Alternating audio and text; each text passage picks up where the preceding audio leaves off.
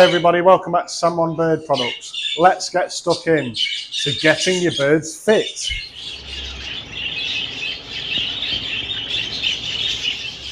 So for me, getting the birds ready for the next breeding season is a bit of a monthly process. I like to build the birds up and I like to get the birds fit before we pair them up. If they're not fit, you're basically wasting the birds, you're wasting your cage and you're wasting your time. You need to get them ready for that breeding season. Some birds will be ready all year round, you know, they're very lucky, they're very active birds, they're very sexually active, whereas some struggle through the molt, some of them are more laid back, and this is where you need to then get those ones fired up, ready for that next breeding season. And I'm going to tell you how we do it here.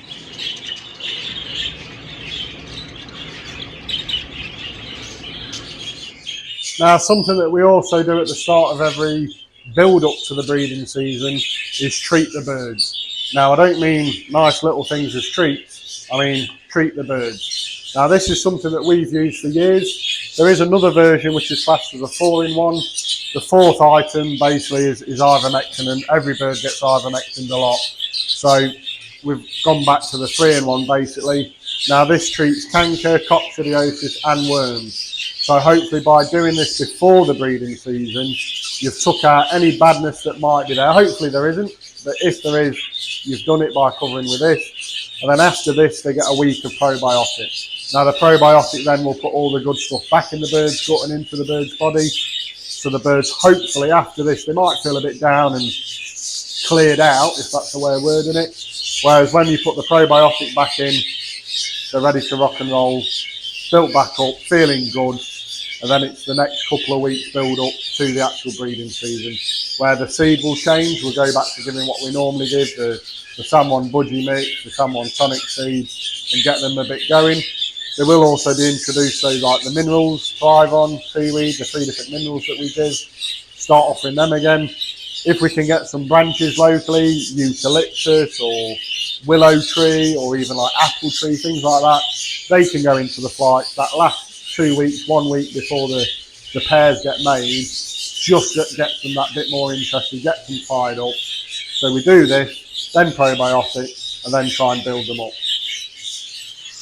So for me, part of the process of getting the birds ready for the next breeding season is giving them a month beforehand of a bit of change. So the first 2 weeks in August, they will go back to basics. Here you can see in the large dishes that we give, half of the seed dish is plain canary, a quarter is red millet, and a quarter is white millet. Now, some people will feed this kind of mix or ratio all year round, and that's fine if your birds are used to it. Whereas for me, ours get quite a complex diet, so this is actually stripping back to basics. This will only be for the first couple of weeks within August, and then after that we start to build them up. So after giving the Harkers 3-in-1, which is a 6-day treatment, they go on to the probiotic. Hopefully the Harkers cleared them out, the probiotic builds them back up, then they go on to this stuff. This does normally come in a pouch, a 500 gram pouch. We use quite a bit, plus we're quite a big sort of birds, so I bought some nice tubs to keep this in. But this is a vitamin E enriched product. Now this is called Notorious, this is through my own range of supplements, and this is then the build up product, more than anything to get them sexually active. If you've cleared them out, if you've then put the good stuff back in, the final thing is to get them ready to go. So this is what we'll then use as a build up. Like I say, also if you can get your hands on like some natural branches, either willow tree, eucalyptus, something like apple tree, things like that, put them into the flight, let them chew that, let them destroy that. That is then a natural way of getting them fit. But hopefully, as you can hear, touch wood, most of the birds are really fit now. You know, they're really noisy, they're very active. There's 1 or 2 that are in a molt, there's 1 or 2 that are sulking a bit, but most of the birds, these last probably 7 or 8 days, have really come noisy again and active again, which is really encouraging because come the first weekend in September, I want to start pairing up. Usually what I did with the old cages, obviously we've got new cages now, but with the old cages, they were built in blocks of 4x4. So I would pair 16 up, you know, set all the cages up ready, pair the 16 up, right, okay, that's 1 block. Then I'd pair the next block up, pair another 16 up, then pair another 16. And hopefully the idea behind that is that you pair them up in a batch or a block, and if they all work, which that is the goal, you know, you want success, you've got other pairs that you can transfer eggs to, transfer chicks to, if you need to, either whether something's gone wrong or something's gone right. You've got loads of fertile eggs, then move some about to the pairs that have got less amounts or unfortunately clear eggs. So that's where, come the first weekend in September, I'll get going. Hopefully by the second to third weekend in September, all 48 cages will be paired up, if I want to use 48. Now, the last couple of years I have been slowly cutting back. Anyone that knows me, sees me at the shows, sees me on social media, they'll know that I've been moving on certain varieties, certain projects, cutting down for quite a few different reasons, and I'm not sure whether to make the full 48 pairs yet. It's a lot of work, it's a lot of effort. The seed bill goes through the roof when I'm paired up, which ends up costing me a lot of money. And I think, well, there is more to life than the birds. So should I go full hog and 48, or should I do 36? Just do 3 rows? Should I do 2 rows at 24? I think I will go to 48 if I've got the birds good enough and if I've got the birds fit.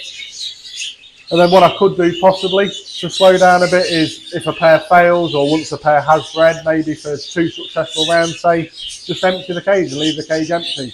And maybe that way then it's a way of controlling how many we breed, how much the seed bill will be, and also just then the effort involved. You know, maybe after 1 or 2 good rounds, cut them down to 2/3 or half of the cages, and then just finish off for them last couple of months with a smaller amount of cages. That might be better for us, it might be better for the birds, it certainly will be better for the seed bill.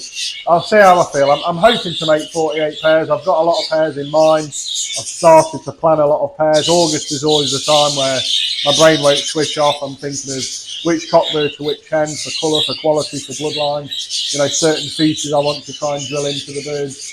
But looking at them, I think I will go to 48.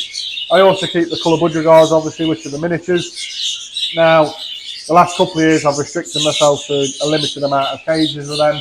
I think I will again, try and just pick the very best ones or the best coloured ones, have a select number, and the rest will be exhibition.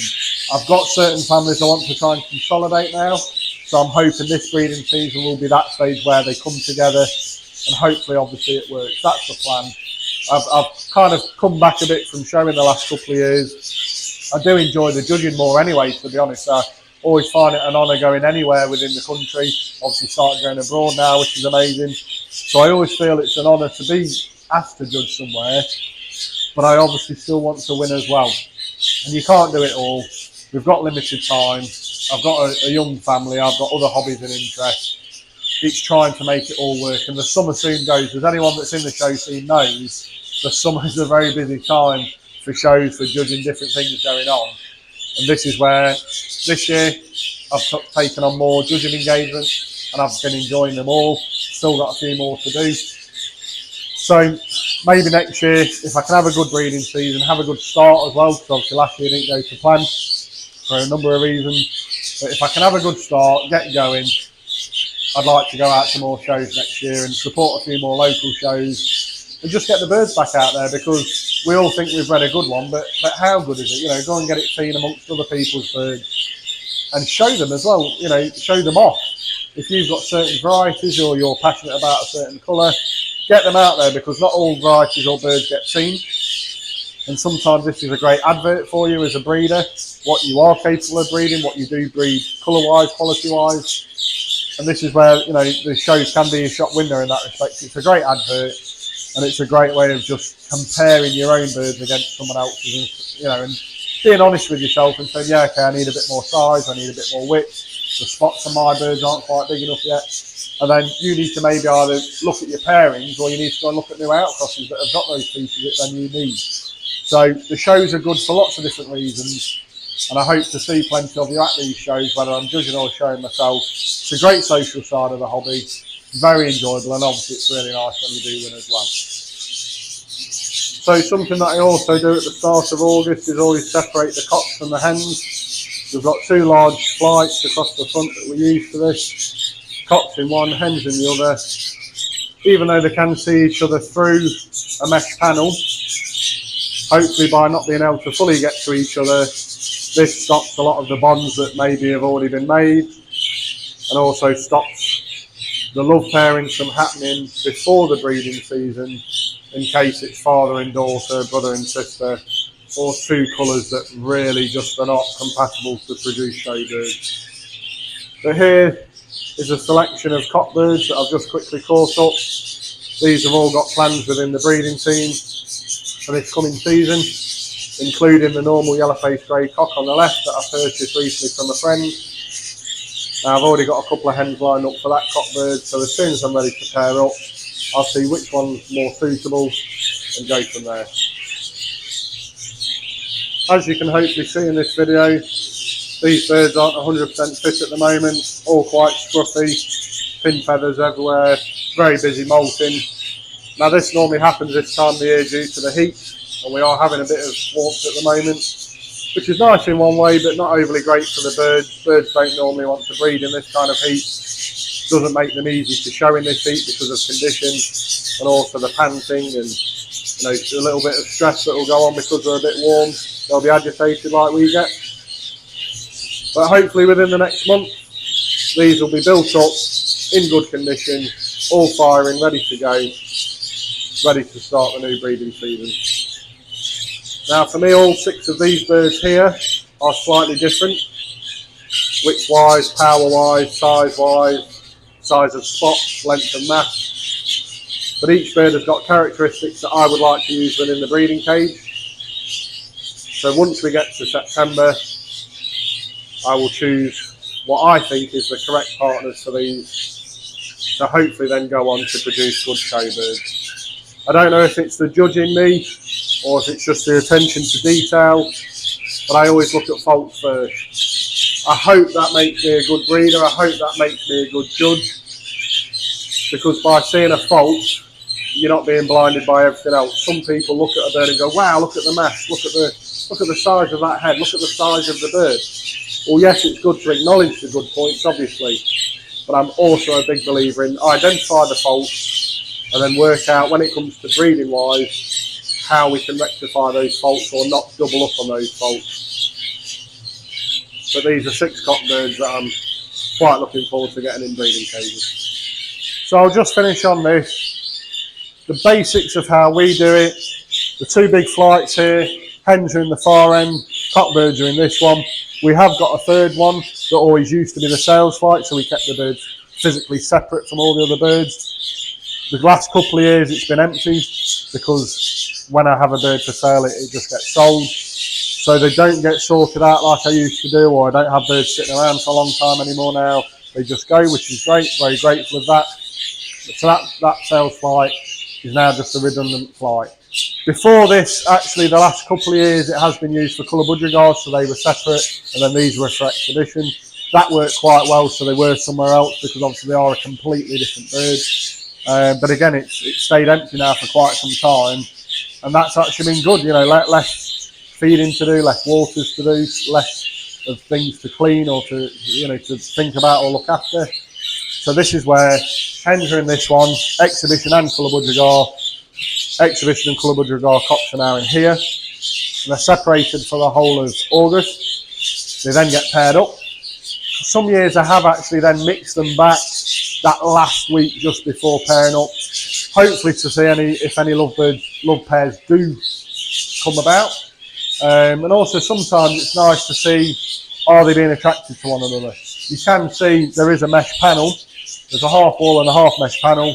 They can interact, and you can see some young hens running backwards and forwards trying to get the attention of the cockbird, but they can't physically mate, they can't really feed each other, so hopefully that gets stopped. And this is where, when you come to pair them up, because we've gone through the process we've built them up, they're really ready to rock and roll and ready to breed. So by the time they get into the breeding cage, they should be very eager to get to know one another. As always though, like us in real life, you don't always like your first partner, you don't always get on with people you meet, and it's the same with the birds. We are, as cage breeders, selective pairing that cock with that hen for colour, quality, bloodline, shape, size, features, whatever it might be. You have selected them, not the birds. and that's where they're not always going to get on. So be prepared that some pairs will maybe fight. Some hens will go in the nest box and stay out of the way because they don't like the cockbirds. But then by going in the nest box, they've basically got into breeding mode. So they might lay, and that's because their body's telling them to, but they actually don't want to breed with that bird, you know, that cockbird you've selected. So then you will get clear eggs, and we all blame the cock. But a lot of the time, actually, it can be the hen.